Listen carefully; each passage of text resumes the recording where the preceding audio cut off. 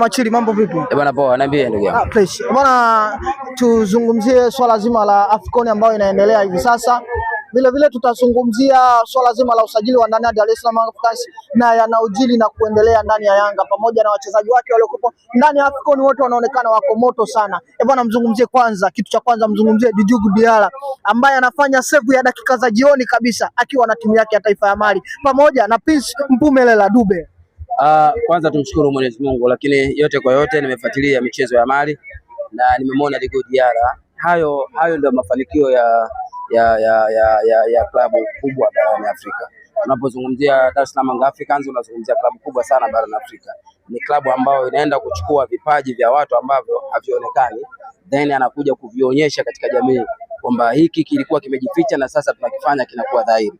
Nafikiri Djigui Diarra hii sio mara ya kwanza, hata katika klabu bingwa amefanya mambo makubwa sana kupitia Dar es Salaam Africans, na huu ni muendelezo wa kile ambacho anakipata katika malezi bora kabisa ya viongozi wa Yanga kupitia Engineer Hersi Said. Kwa hiyo anachokifanya AFCON kwa timu yake ya Mali, mimi naamini kwanza sikushangaa, kwa sababu save za namna ile ni save ambazo sisi wana Yanga katika macho yetu ni save ambazo tumezizoea kuziona kila baada tunapocheza na timu yoyote, iwe game za kimataifa au iwe game za ligi hapa ndani. Ni save ambazo tumezizoea kwenye macho yetu, lakini mimi nimefurahishwa kwamba save zile sasa amezipeleka kwenye mashindano makubwa sana barani Afrika, save ambazo zinakwenda kuwashangaza watu wanaopenda mpira duniani. Huyu ni golikipa wa aina gani ambaye anaenda kuchukua mipira ya juu kama nyani ambaye anarukia mti kutoka mti mmoja kwenda mti wa pili, yani kama nyani ambaye anakwenda kuchuma pera liko mti mmoja yuko huku, lakini anaenda kuchukua pera la mti mwingine kabisa zaidi ya mti wa 3 au 4 au mti wa 10 kule, lakini anaruka na move anaenda kuchukua kile kitu ambacho anakihitaji. Huyo ndo Djigui Diarra ambaye sisi tumemsajili Dar es Salaam Africans, na amekuja kwa kazi moja tu. Kazi yake ni kutoa mafunzo, kutoa elimu kwa magolikipa wote barani Afrika, kazi ambayo wanatakiwa kuifanya ndani ya timu zao na timu zao za taifa. Well done sana kazi. Inaonekana Prince Dube ni kama akiwa ndani ya Dar es Salaam Africans ni tofauti na Prince Dube ambaye anakuwa timu ya taifa ya Zimbabwe. Ni kweli, na hilo ndo kitu ambacho sisi kinatushangaza bila kung'ata maneno, ni kwamba Prince Dube anapokuwa ndani ya klabu ya Yanga magoli mengi sana anakosa, lakini mimi sishangai kwa sababu mpira wetu wa kibongo umetawaliwa sana mambo ya kushirikina.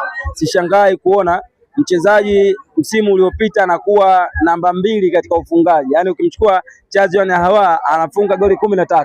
Nafikiri aliyefuatia ni Prince Mpumelelo Dube kama sijakosea kwa goli 12, lakini msimu ameanza vibaya. Niseme tu ukweli, ni mambo ya kishirikina ambayo yanaendelea, lakini then sisi tunaamini atakuja kukaa vizuri na atakuja kupiga magoli, kwa sababu hata mwaka jana ukiangalia takwimu za Prince Dube alianza vibaya. Mwaka jana alianza vibaya, lakini alikuja kumaliza vizuri, na alikuwa mimi ndio mtu ambaye nilimtabiria kwamba ndani ya Dar es Salaam Africans atakuwa top scorer katika timu, na kweli imekuja kutokea hivi kwa goli zake 12. Nafikiri aliyefuatia alikuwa ni Clement Mzize kama sikosei kwa goli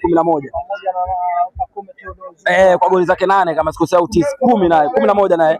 Kwa hiyo anafanya kile ambacho anatakiwa kukifanya, lakini mwisho wa siku unamuona kabisa anajitahidi kufanya mambo mazuri ndani ya klabu, kwa sababu hakuna mchezaji anayecheza katika namba yake afa akataka kucheza vibaya ili azomewe labda na vitu vingine. Lakini tumeonyesha ushirikiano mashabiki, tumeonyesha ushirikiano wanachama, tumeonyesha ushirikiano wenye viti wa matawi ndani ya Dar es Salaam Africans, kwamba tunamsupport kila anachokifanya. Lengo ni kumrudisha katika ile mentality yake ambayo anatakiwa kuwa nayo. Mimi naamini kabisa Prince Mpumelelo Dube akija safari kuna somo kubwa sana anaenda kulipata katika mashindano ya kimataifa kupitia timu yake ya Zimbabwe.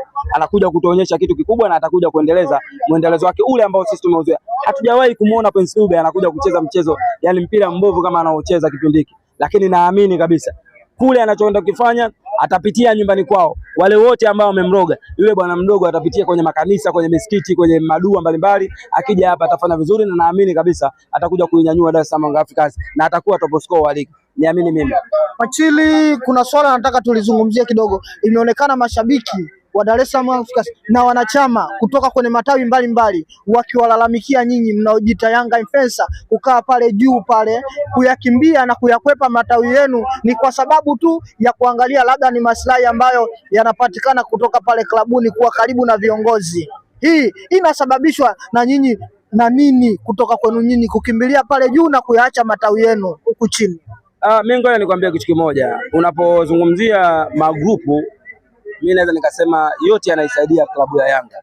Umeona bwana, unapozungumzia magrupu yote yanaisaidia klabu ya Yanga, lakini grupu la Yanga Influencer ni grupu la watu wachache ambao wameteuliwa kutokana na ushawishi wao katika jamii, kutokana na ushawishi wao katika mashabiki, kutokana na nguvu waliokuwa nayo. Kwanza mpaka uingie katika grupu la influencers ni lazima uwe ni mtu mwenye muonekano katika mazingira yote, ndani ya klabu na nje ya klabu, katika jamii namna ilivyokuzunguka, uwe na heshima, uwe na nidhamu. Umeelewa vizuri? Kwa haya ambayo yanaendelea, mimi nafikiri ni utashi wa mtu mmoja mmoja kuona katika kile kitu ambacho kimefanyika, kwa sababu sote tulifanikiwa kupewa hizo hela. Umeelewa vizuri? Na ni hela ambazo hazihusiani kabisa na klabu ya Yanga, ni hela ambazo hazihusiani kabisa na kiongozi yote ya Yanga, ni hela ambazo hazihusiani kabisa na mtu yoyote anajinasibisha na Yanga, kwa sababu nafikiri kuna watu wameshindwa tu kuelewa hili jambo. Lilianzia kwa baadhi ya mashabiki wengi kwenda kulitengeneza. Umeelewa vizuri kwamba tufanye kitu kwa ajili ya utaifa wetu, tufanye kitu kwa ajili ya uzalendo wetu, ili kipindi hiki ligi imesimama, hiki kipindi ni ligi imesimama. Umeelewa vizuri? Hakuna mashindano yote. Hebu tuwarudisheni watu kwenye mchezo. Umeelewa vizuri? Wakae attention kwa ajili ya mashindano ya Mapinduzi, wakae attention kwa ajili ya mashindano ya kimataifa huko Morocco wanaochezwa, wakae attention kwa kila kitu katika vilabu vyao.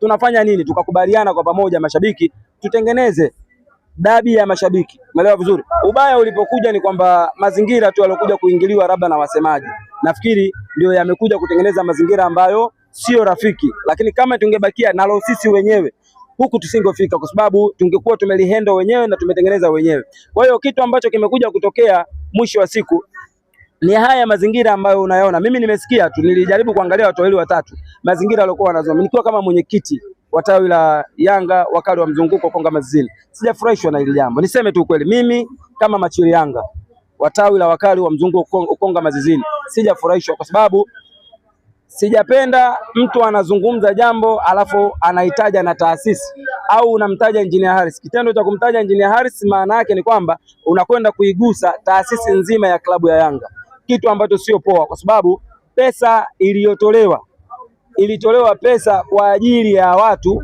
wende wakapate tu riziki baada ya kufanya mazoezi ndani ya wiki mbili tatu, na hii hela haikutokea maskini ya Mungu kwa mtu wa mpira wa miguu. Umeelewa? Ngoja, hii hela haikutokea kwa mtu wa mpira wa miguu, hii hela imetokea kwa mtu ambaye ni mmiliki tena wa basketi. Umeona bwana, mmiliki wa Dar City ile ambayo ni basketball wanafikiri.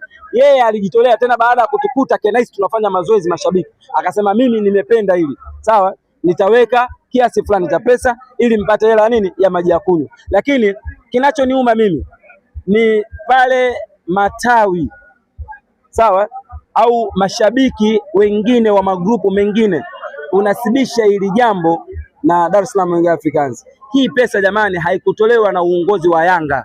Hii pesa haikutolewa na Ali Kamwe. Hii pesa haikutolewa na Engineer Harris. Hii pesa haikutolewa na kiongozi yoyote unamjua wewe wa Yanga. Hii pesa imetolewa na jamaa mmoja anaitwa Musa Mpemba, sio kama sikosei. Yeye ni mmiliki wa Dar City. Kwa hiyo pesa aliitoa kwa ajili ya mashabiki wapate hela ya maji ya kunywa kwa wale walioshiriki. So wewe ambaye uko Mwanza, uko Shinyanga, uko Songea, uko wapi, hujashiriki kwenye mashindano ya wiki nzima, wiki mbili zote tunafanya mazoezi ya pamoja mashabiki Dar es Salaam hapa, alafu hiyo pesa eti iende kakugusa. Hela ilitolewa kwa ajili ya wale watu waliokuwa karibu. Machili, mimi nataka twende hapa kwenye swali langu dogo tu, ni linawezekana likali la msingi. Ni muda muafaka sasa wa kuvunja ile Yanga Influencer, kuondoka kila mmoja kurudi kwenye tawi lake, kuhamasisha wanachama sasa kujiunga kwa wingi ili muingizie chochote kitu Dar es Salaam Africans kuanzia huku chini, tofauti na nyinyi ambao mmejitengea kipande pale juu. Mimi nikwambia kitu kimoja, katika kitu ambacho kitakuwa sio busara na sio kizuri mimi, lakini kwenda kuivunja influencer ya klabu ya Yanga. Sababu gani?